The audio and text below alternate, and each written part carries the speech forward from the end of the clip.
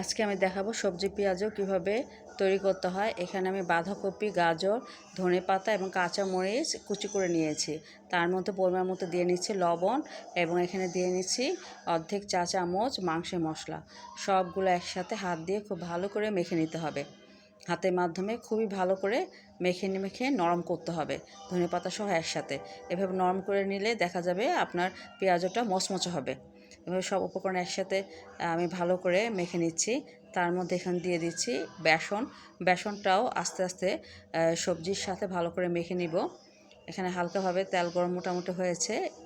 তেল গরমের মধ্যে আমি পরিমাণ মতো পেঁয়াজগুলো ওইভাবে আস্তে আস্তে দিয়ে নিচ্ছি এবং জাল থাকবে একদম মিডিয়াম আঁচ, বেশি বাড়ানো যাবে না, তাহলে ভিতরে কাঁচা থেকে যাবে। এক সাইড লাল হয়ে গিয়েছে, এখন আমি উল্টিয়ে দিব। এভাবে সব পেঁয়াজগুলো আস্তে আস্তে ভেজে নেবেন। এভাবে যদি সবজি পেঁয়াজও তৈরি করতে পারেন তাহলে খুবই মজার একটা পেঁয়াজও হয়ে যাবে। দেখেন কতটুকু হয়েছে, খুবই সুন্দর হবে। এভাবে যদি আপনারা করে বাসার জন্যে নাস্তার জন্য তৈরি করতে পারেন এবং খুবই মচমচে হয়েছে। দেখা যাচ্ছে, আমি একটা ভেঙে দেখাচ্ছি।